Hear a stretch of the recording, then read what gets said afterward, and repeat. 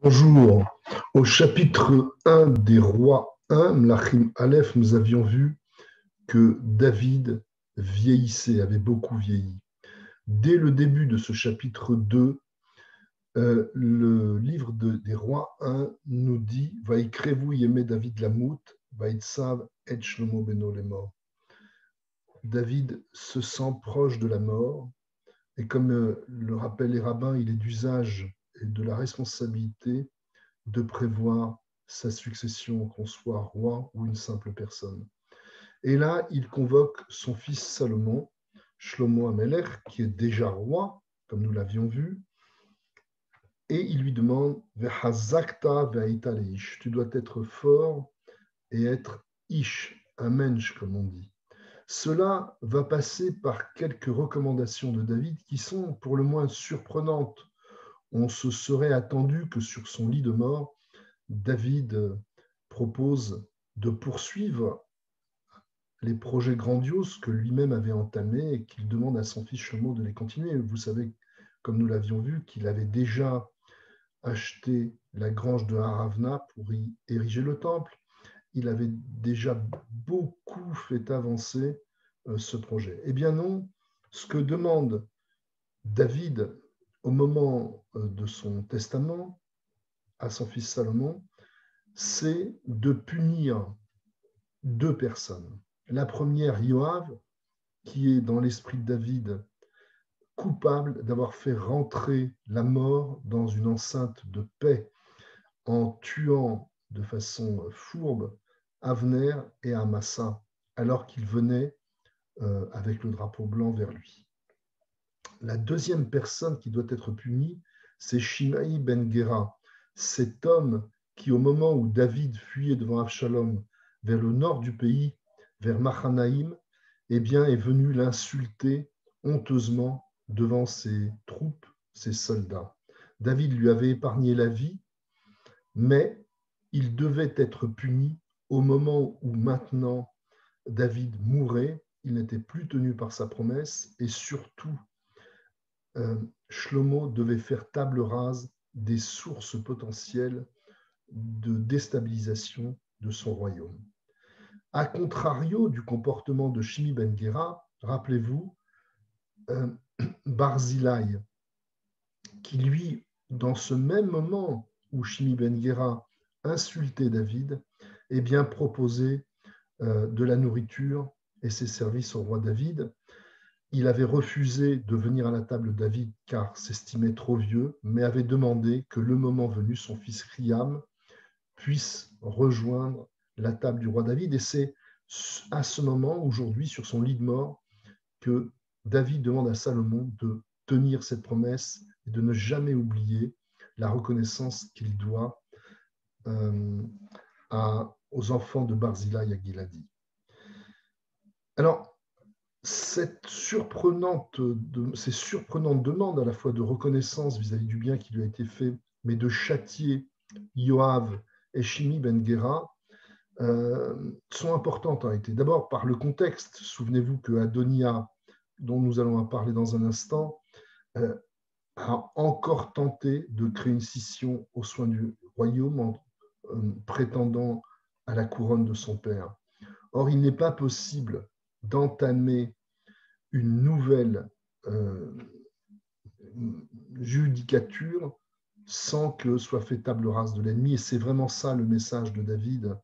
Tu dois en même temps savoir que Dieu préside à toutes les destinées tant que tu respectes le contrat que Dieu a passé avec Israël, mais avec les hommes, tu dois être intransigeant quand ils profèrent, quand ils facilitent le mal, quand ils font rentrer la mort dans la vie. Et dans cette dynamique-là, finalement, comme une ultime prophétie, eh bien, effectivement, ce chapitre 2 nous raconte que Adonia s'approche de Bathsheba, la mère du roi Salomon, qui n'a que 12 ans, d'après les rabbins. Effectivement, David a régné 40 ans à l'âge de 30 ans, donc il a 70 ans au moment de sa mort. Ce chiffre de 40 ans nous fait penser aux 40 années dans le désert, ce chiffre 40 souvent qui est un cycle après lequel on a purifié quelque chose. on est dans un nouveau paradigme. Et effectivement, le roi Salomon, pour rentrer dans ce nouveau paradigme, doit éradiquer le mal. Mais il est encore subsistant, et nous disions donc que Adonia s'approche de la mère du roi Salomon, Bathsheba, et lui demande une faveur. Approche-toi du roi Salomon et demande-lui que me soit donnée Avishag Ashunamite, cette jeune femme belle qu'on avait mis alors que David vieillissait et, comme nous disait le texte, ne se réchauffait plus. Cette tentative insidieuse de Adonia est en réalité une dernière tentative de prendre le pouvoir, cette fois non pas à son père le roi David, mais à son frère le roi Salomon. Et Avishag, nous dit le texte, va faire cette demande à Salomon, qui immédiatement voit le subterfuge et là condamne à mort immédiatement Adonia. Vous vous souvenez qu'il avait donné grâce alors qu'il s'était réfugié dans l'autel après sa tentative de putsch contre son père, le roi David.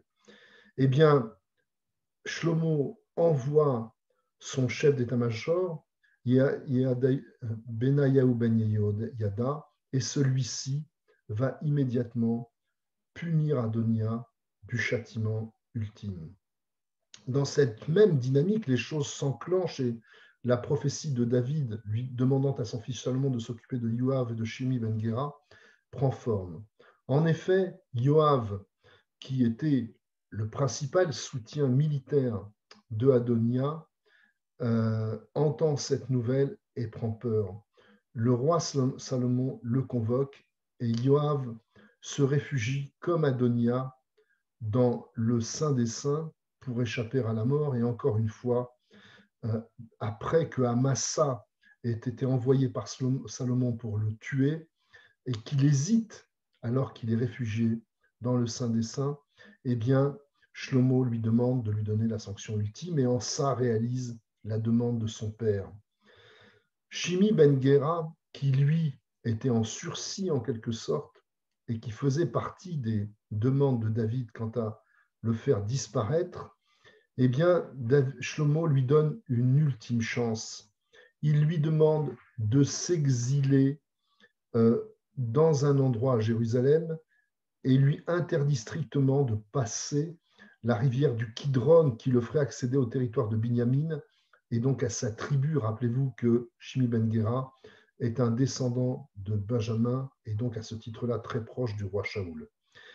Mais son appétence pour le lucre va faire que Shimi ben Gera ne va pas tenir sa promesse d'assignation à résidence et va sortir de Jérusalem, certes pas du côté de la tribu de Benjamin, mais du côté opposé, mais ça montre qu'il est prêt à tout pour rentrer de nouveau dans l'action politique, ce qui n'échappe pas à la perspicacité du roi Shlomo, qui immédiatement le fait condamner à mort, de nouveau par Benayahu ben Yehoyada. Une chose que n'avait pas demandé David au roi Salomon, c'était de s'occuper d'Éviatar, qui lui était un peu le pendant de Yoav sur le système militaire, le pendant sur le plan spirituel du savoir et de la sainteté. Et là, Shlomo prend l'initiative de l'isoler également, en l'isolant du côté de Anatot, une très belle région au nord de Jérusalem, encore aujourd'hui.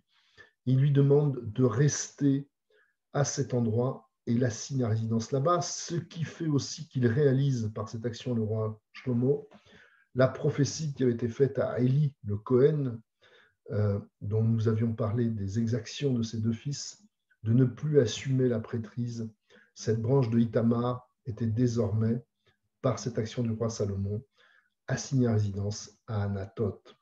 Le chapitre 2 de notre texte se termine en disant que après toutes ces actions qu'avait menées le roi Salomon, eh bien, Ve'ameler Shlomo Baruch, le roi Salomon était béni, Ve'kiseh David Yenachon Lifnei Adonai Adolam. Le trône du roi Salomon était dans la dynamique du Père, fidèle et soumis à Dieu, mais pas soumis à la méchanceté des hommes, vers Mamlacha Nachona Beyat Shlomo, et le royaume était stable et sûr dorénavant dans les mains du roi Salomon. Nous allons voir dans les chapitres suivants comment, à partir des fondations qu'a mis en place le roi David jusqu'à sa mort de cette nouvelle monarchie, cette succession, la première de l'histoire de la royauté d'Israël, se déroule. Merci et à demain.